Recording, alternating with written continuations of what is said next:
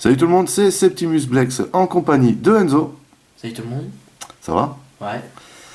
De nouveau réunis pour une Magic rubrique.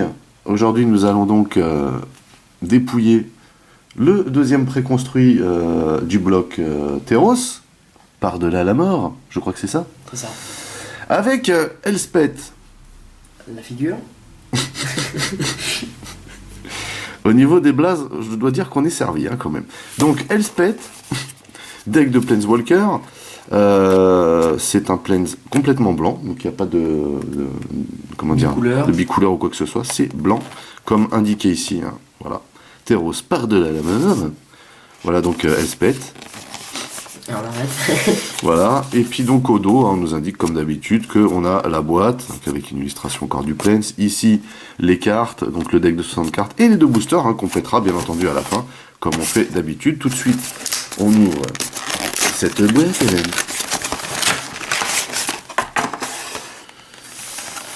Alors ici, on a le Plains. Coup sec. Coup sec. Ouais, mais un coup sec, j'ai pas envie qu'elle se pète.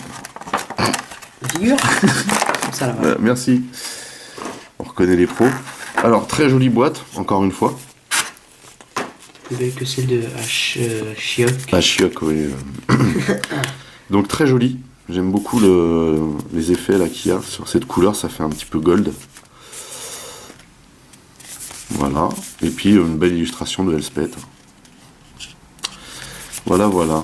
Donc, tout de suite, on ouvre. Alors, on s'occupera des boosters, bien entendu. Après, on a de nouveau ici un Cerbère et... Voilà, c'est Elspeth la figure. C'est Elspeth. C'est Elspeth. Espérons que ça nous porte chance. Je vais ouvrir ce truc-là maintenant. Voilà. Ça, c'est fait. C'est une milieu.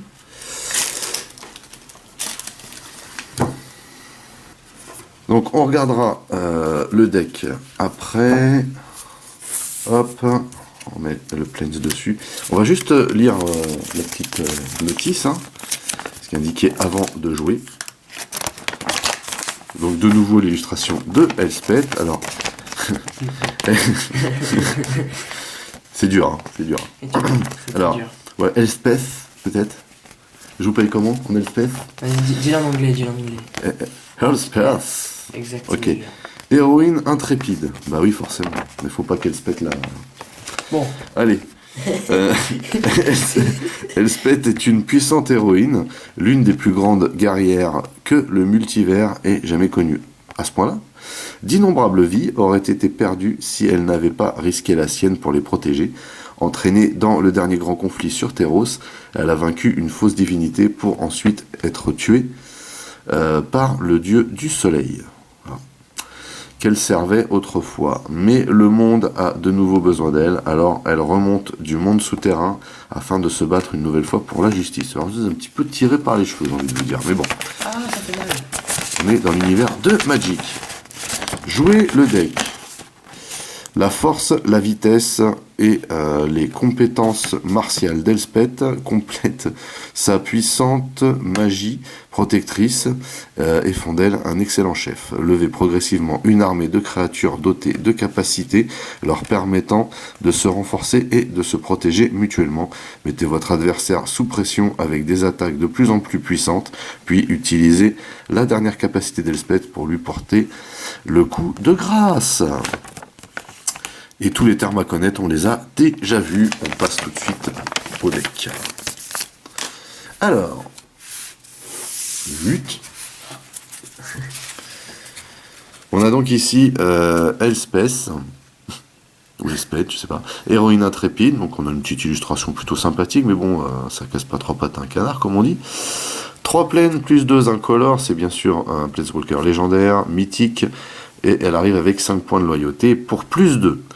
On cible jusqu'à 2 créatures et on met un marqueur +1/+1 sur chacune d'elles. Ce qui est plutôt pas mal. Ensuite, -2. Pour -2, cherchez dans votre bibliothèque et ou votre cimetière une carte appelée Hoplite baignée de soleil et mettez-la sur le champ de bataille, pas mal. Si vous cherchez dans votre bibliothèque de cette manière, mélangez-la. Donc après, il faut qu'on voit à quoi ressemble l'hoplite, hein, bien sûr. Et pour -8, jusqu'à la fin du tour, les créatures que vous contrôlez acquièrent le vol et gagnent +X, X étant votre dévotion en blanc, ce qui est plutôt pas mal, puisque c'est un mono couleur. Hein. Ouais. Donc voilà, j'ai envie de dire que c'est plutôt sympa hein, ce que propose ce Plains. Ensuite, on a qui? On a Taranika. Les blazes, c'est un truc de fou. Hein. Vétéran Akroen. Ça doit être ça, hein, je me trompe pas. Akroen, ouais. Ouais. 2 plaines, 1 incolore, c'est donc une créature légendaire, hein, humain et soldat, c'est une rare et c'est une 3-3. Une 3-3 pour 3, déjà de base ça part bien, qui a la vigilance, et à chaque fois que Taranika, vétéran Akroen, attaque, dégagez une autre créature ciblée que vous contrôlez jusqu'à la fin du tour. Cette créature a une force et une endurance de base de 4-4 et acquiert l'indestructible. Pas mal, hein? Ouais. Pas mal. Eh ben, ensuite on a la dévote d'Elspeth, donc du coup 2 plaines et 2 incolores, c'est une créature humain soldat rare, c'est une 3-3, et bien entendu, quand il arrive sur le champ de bataille, on peut aller chercher dans la bibliothèque et ou le cimetière une carte appelée Elspeth, héroïne intrépide, la révéler et la mettre dans notre main, et si on la cherche dans notre bibliothèque de cette manière, on mélange la bibliothèque. On en a 2 normalement. On en a 2, tout à fait. Ah, le demi-dieu blanc du coup. Voilà, le v'là d'Axos béni par le soleil. En fait, ça doit être ça la carte, non? Non, je crois que je me trompe là, peut-être. Ah non, c'est bien un demi-dieu. Sauf que là, effectivement, c'était pas de la chance, c'est vraiment, ils les ont mis en constellation. Ouais, bah c'est joli. Effectivement. Alors, 2 plaines, d'Axos béni par le soleil. Pourtant, tout à l'heure, j'ai bien trouvé. J'ai bien lu Optite. Hein. C'est Hoplite, je crois. Hoplite béni par le soleil. Bref. Ah, Alors, c'est une créature enchantement légendaire de mi-dieu, c'est une Unco, c'est une 2 Astérix. L'endurance 2 d'Axos est égale à votre dévotion blanc, ce qui paraît logique. À chaque fois qu'une autre créature que vous contrôlez arrive sur le champ de bataille ou meurt, vous gagnez un point de vie. Ça, c'est juste trop bien. Ah, c'est bon, j'ai trouvé. Une bonne carte. Hein. Là, c'est Daxos béni par le soleil, et là, c'est Hoplite baigné de soleil. D'accord, c'est pas la même chose. Hein. Donc ça veut dire qu'on a encore des cartes qui nous attendent. Alors ici, on a une Unco, 2 plaines, 4 incolores. Il s'agit de l'archonte des étoiles descendantes. C'est une 4-4 vol pour 6, c'est raisonnable. Quand l'archonte des étoiles descendantes meurt, vous pouvez renvoyer sur le champ de bataille une carte d'enchantement ciblée depuis votre cimetière. C'est bien ça. Mais c'est juste trop bien. Alors elle est peut-être un poil cher à jouer au départ, mais trop bien. Donc on en a 2 des comme ça. Ensuite on a quoi? On a Chimère du point du jour. Donc pour 2 plaines et 3 incolores, c'est une 3-3, c'est une créature chimère, une commune. Et ce sort coûte X de moins à lancer, X étant votre dévotion en blanc. Donc là on est bien dans le truc dévotion. Hein. Alors la dévotion c'est chaque...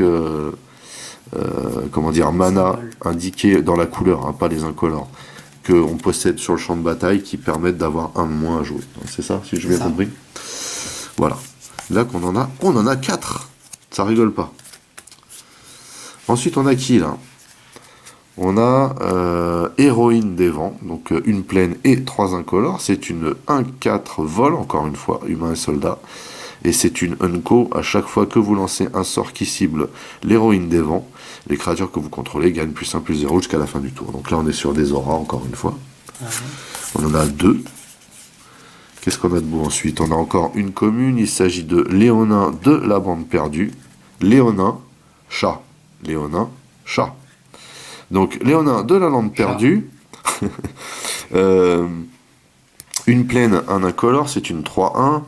Quand les léonins de la lande perdue meurent, exilez une autre carte, une carte ciblée depuis le cimetière d'un adversaire. Ah, ça c'est bien ça. C'est bien, puis c'est pas trop cher à jouer, puis c'est quand même une 3-1 mine de rien. Et on en a 4. Alors, on a quoi ici? On a l'Eidolon de l'inspiration, 2 plaines et un incolore. C'est une 2-2. C'est une créature enchantement esprit, c'est une Unco. Au début du combat, pendant votre tour, une créature ciblée que vous contrôlez gagne +2/+0 jusqu'à la fin du tour. C'est pas mal. C'est gentil, on en a 3. Ah, il est là. Hoplite. Ah, mais voilà le fameux Hoplite. Alors le Hoplite, c'est une commune, hein. La fameuse Hoplite. Ouais, c'est une. Moi, je dirais que c'est un, mais bon. Donc, c'est Hoplite, baignée de soleil. Une plaine et un incolore, c'est une 2-1. Tant que c'est votre tour, le pli de baignée de soleil a l'initiative, pas mal. Le pli de baignée de soleil gagne +1, +0, tant que vous contrôlez un Planeswalker. Espèce, ouais. Bon, disons, c'est pas extraordinaire, hein. Non, c'est un E. Je me suis gouré. Il n'y a pas de E à la fin de baignée. Ouais, puis en plus, je vois, il y en a 4, hein. Il y en a 4. Ça veut dire que tu vas les chercher au fur et à mesure. C'est pas ouf comme carte. L'initiative, ça fait quand même mal. Hein. Ah, je suis d'accord avec toi, surtout quand même qu'elle a 2, mais bon, ok, pourquoi pas. Ensuite, on a 1, 2, 3, 4, 5, 6, 7, 8, 12, 13, 14, 15, 16, 17, 18, 19, 20, 21, 22, 23, 24, 25. Donc on a toujours 25 terrains. À noter qu'ici, on a des vrais dessins. Ouais. Ensuite, on arrive dans les sorts, donc apathie effroyable pour une plaine et 2 incolores. Il s'agit d'un enchantement aura, ça tombe bien puisqu'on a des cartes qui fonctionnent avec ça dans le deck. Enchanté créature, la créature enchantée ne peut ni attaquer ni bloquer. Donc on est sur un pacifisme là en gros. Hein. Sauf que là c'est pas l'aura sur nous, hein, c'est l'aura sur l'adversaire. Pour 2 incolores et une plaine, exiler la créature enchantée. C'est pas mal. Hein. On en a 1, 2 et 3. Ok.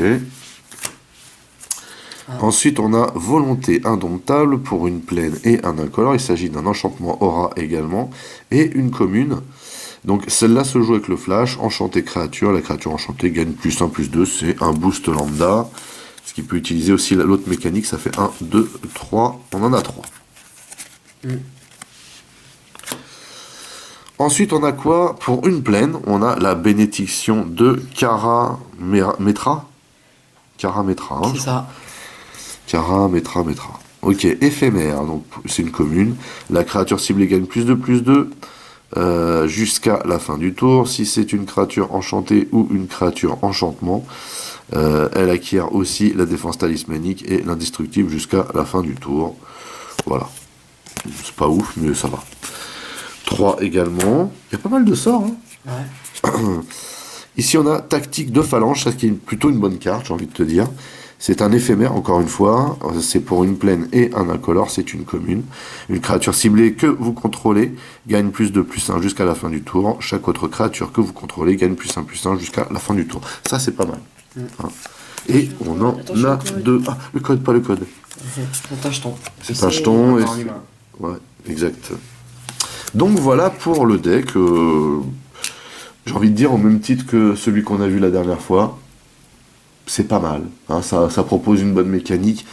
Je trouve personnellement quand même que le level est un peu faible. Ouais.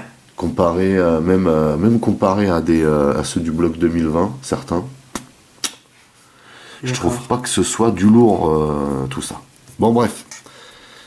Allez, on ouvre tout de suite les boosters. Allez, c'est parti. Donc, on ouvre le premier booster. Oups.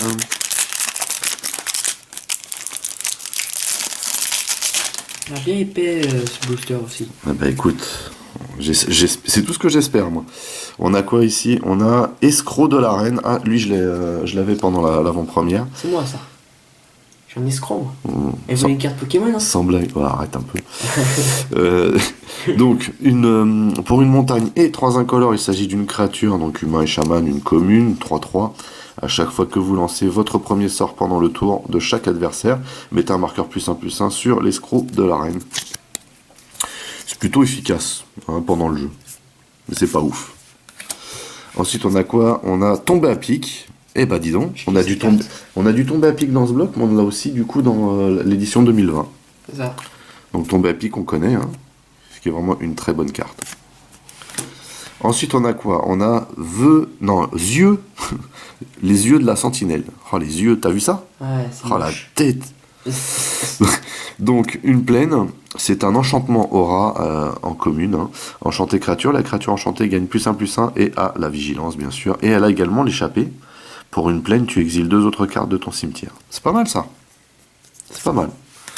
Ensuite, on a quoi? On a précurseur de Nilea. Encore un précurseur.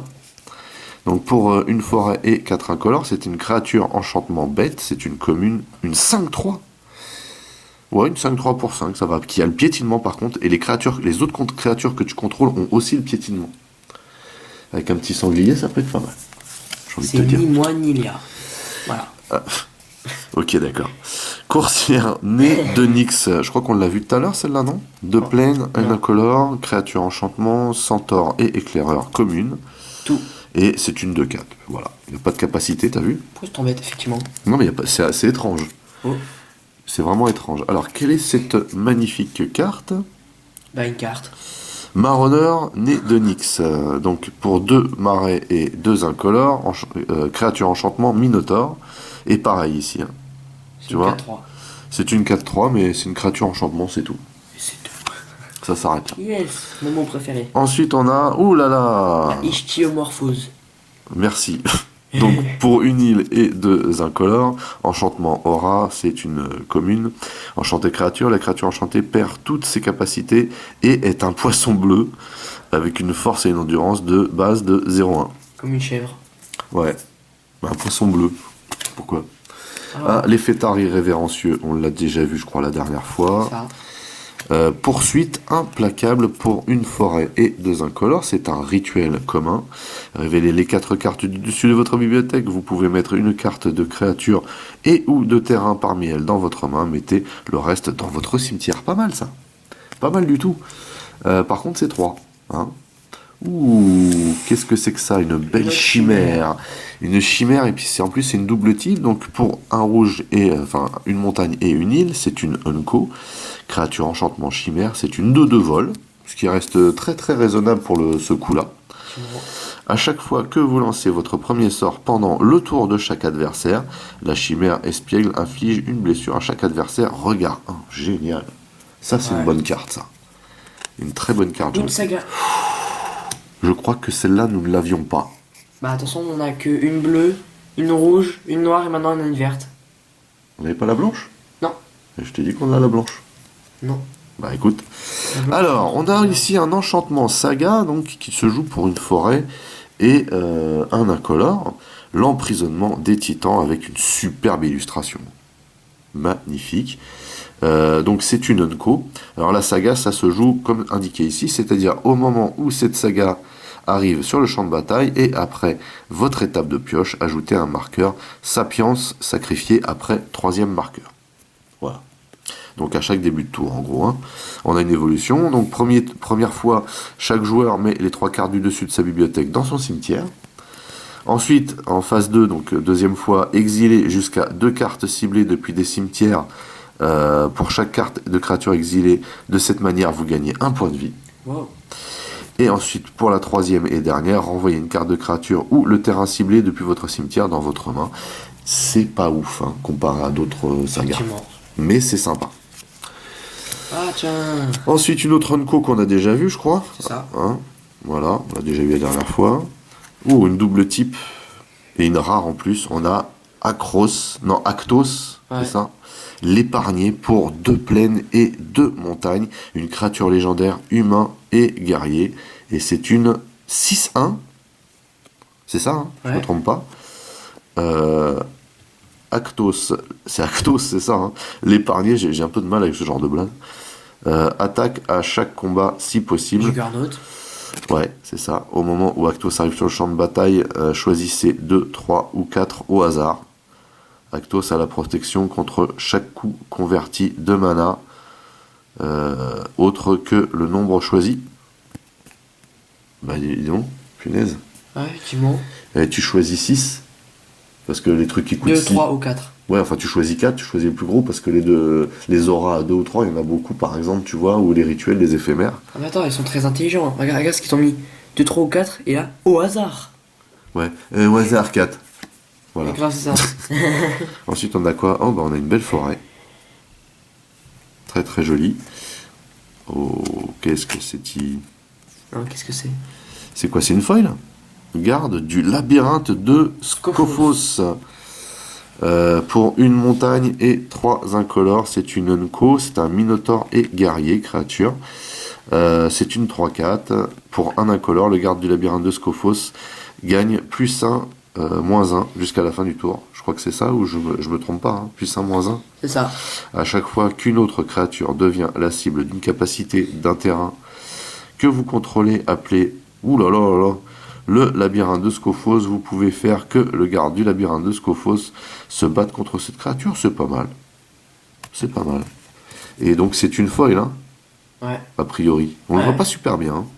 Oh, Et j'ai un jeton Pégase. Génial. tu vas voler dans les cieux. Donc voilà pour le premier booster. Et Oh là là. on va terminer avec le deuxième. Tu es désorganisé. C'est pas grave, c'est pas grave. Ça va faire la folie. On s'en remettra. Hop. Hop, ça va fouiller. Ouh, celui-là a l'air bien fourni. Je sais pas pourquoi. Je le sens bien. Ah. Alors, libation pour Farika. C'est quoi libation? Ils sont pas trompés? C'est pas plutôt libération? Non, c'est libation. En tout cas, c'est joli. J'aime bien ce genre de dessin. Pour un marais et 2 incolores, il s'agit d'un éphémère. Choisissez l'un. L'adversaire ciblé sacrifie une créature. L'adversaire ciblé sacrifie un enchantement. Pour 3. Plutôt pas mal, hein. Effectivement. Ça arrive assez trop dans la partie pour qu'on fasse le nécessaire. Donc ça, on l'a déjà vu, le mystique des vagues imposantes, je crois. Ouais. Ensuite, on a quoi? On a j'aime bien ça. présage de trahison pour une montagne et 3 incolores. C'est une commune, c'est un rituel. Acquérir le contrôle de la créature ciblée jusqu'à la fin du tour. Dégager cette créature, elle acquiert la célérité jusqu'à la fin du tour. Et en plus, on a un regard 1. C'est peut-être ce qui justifie son prix, mais au final, bon, bref. Un peu cher, mais ça fait toujours flipper ce Très genre de important. cas. Alors, l'hôtel du Panthéon, pour 3 incolores, c'est une commune et c'est un artefact. Votre dévotion à chaque couleur et à chaque combinaison de couleurs est augmentée de 1. Qu'est-ce que je dois comprendre? Bah. Là, par exemple, on va prendre Actos. Dévotion rouge. Ouais. 2 plus 1.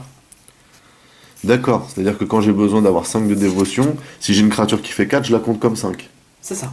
Ok, super. Merci pour ces explications, Jérémy. Mais pas de problème. Et donc, on engage l'artefact et on ajoute un mana de la couleur de notre choix, ce qui est plutôt pas mal. Si vous contrôlez un dieu, un demi-dieu, ce que nous on n'a toujours pas vu jusqu'ici, hein, Si. ou un enchantement, oui, le demi-dieu, oui, mais pas le dieu.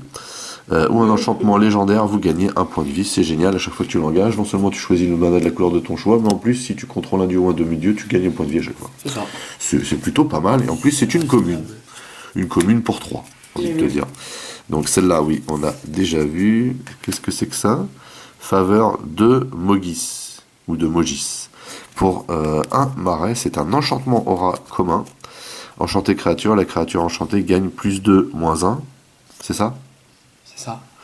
Échappé, par contre, pour un marais 2 incolores, on exile 2 autres cartes de notre cimetière pour la rejouer. Ça va. Oh. Épée de bronze. On va pas aller loin avec ça, hein. Alors, pour un incolore, c'est un artefact équipement commun. La créature équipée gagne plus 2, plus 0, équipement 3. C'est pas l'artefact de fou, hein. C'est beau. C'est très très beau même. La tortue des contre-courants, plutôt jolie, hein.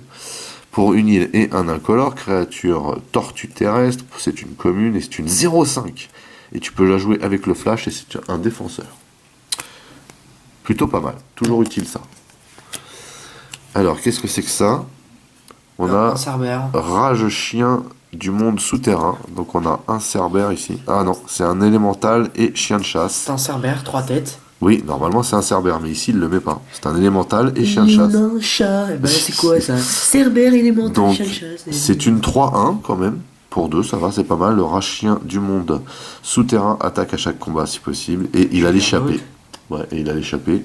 Pour une montagne et 3 incolores, on exile 3 autres cartes du cimetière pour la rejouer.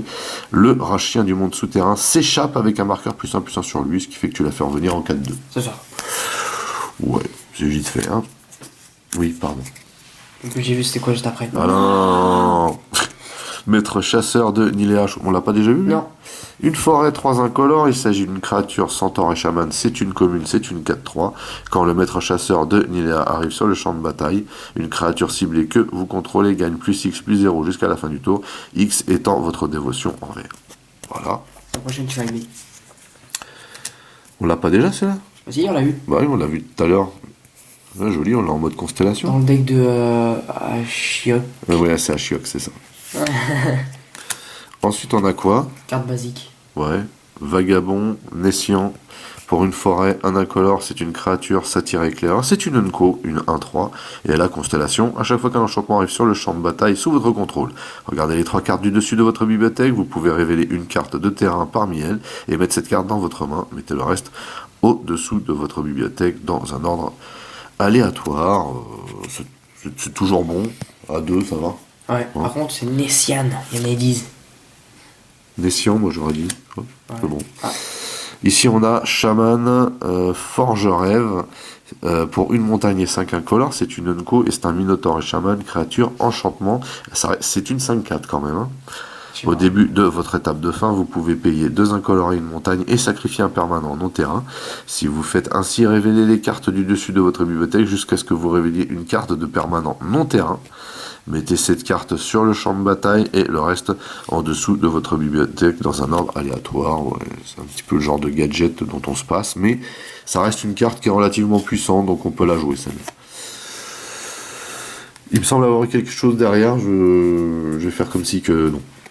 Ok. Brèche du monde souterrain. Eh ben écoute, j'ai envie de te dire que là on vient de faire un super tirage, je pense. Pour une montagne et un incolore, c'est un enchantement rare. Chaque carte non-terrain dans votre cimetière a l'échappée. Le coût d'échappée est égal au coût de mana de la carte, plus l'exil de 3 autres cartes de votre cimetière. Au début de l'étape de fin, sacrifiez la brèche du monde souterrain. Ok. En gros, quand tu mets cet enchantement, c'est... Faut y être prêt à l'avance. Voilà. Ensuite, qu'est-ce qu'on a de beau? Attends. La rare, voilà. On a une plaine, encore une fois. Et il y a autre chose derrière. Ah, il fait. Ouais, effectivement, il y en a une deuxième. Et il s'agit Wow. de l'or. Artefact jeton or. Sacrifiez cet artefact, ajoutez un mana de la couleur de votre choix. Qu'est-ce que c'est que ça? Et c'est même pas une foil. Ouais, et ben écoute, j'ai envie de te dire que ces boosters vont dans la lignée de ce qu'on a déjà eu. On a plutôt des cartes sympas, mais j'espère juste que sur la 36, on aura quelque chose, quoi. Moi aussi. En fait, c'est la dernière carte, ça. C'est la carte à code, normalement. Oui, et alors? Bah, tu t'attendais à une foil? Bah je m'attendais, ouais, peut-être à une foil, voire à une mythique. Ce qu'on n'a toujours pas vu, nous, depuis le début, hein, quand même. Si, j'en ai une. Ah oui, c'est vrai qu'on s'est aperçu que t'en avais eu une au final, mais on l'avait même pas remarqué au départ. Ancien fleur de Nyx. Enfin bon, voilà. On a donc terminé avec cette présentation du préconstruit d'Elspeth. Elspeth, pardon. Et voilà. Donc, au même titre que... on dit Ashiok, c'est ça? Ouais. C'est un deck qui a l'air sympa à jouer, mais alors c'est pas un deck violent. Hein. Faut dire ce qui est, c'est pas violent. Ce bloc nous a pas trop inspiré, il nous a pas porté chance dès le départ avec une avant-première très très vaseuse. Effectivement. Et je trouve que il y a des cartes qui sont sympas, les illustrations sont juste magnifiques par contre, hein, j'avoue. Je suis pas spécialement un gros fan des mécaniques, mais les mécaniques proposées en tout cas dans les préconstruits, comme dans celui-ci par exemple, sont plutôt sympas, plutôt stylés. À jouer pour le fun, mais je pense pas que franchement on retrouvera énormément de cartes Teros sur les formats un peu plus étendus. Hein. Parce que c'est vraiment pas le truc de dingue. Sur ce, on a terminé les 2 préconstruits. La prochaine fois, on vous donne rendez-vous justement pour péter une boîte de 36 Teros et on espère cette fois-ci avoir vraiment De la chance. de la chance et de bonnes choses à l'intérieur de cette boîte de 36. En attendant, on était très content de partager ça avec vous. N'oubliez pas que vous pouvez lâcher des commentaires dans la section du dessous. Merci de mettre un pouce en l'air, merci de partager mes vidéos, c'est cool, ça me fait de la pub. Pour les nouveaux, n'oubliez pas de vous abonner à ma chaîne. Vous pouvez également checker toutes mes autres revues et playlists. En attendant, on vous donne rendez-vous pour une prochaine Magic Rubrique. Portez-vous bien, et à la prochaine. Allez, bye bye. Bye bye.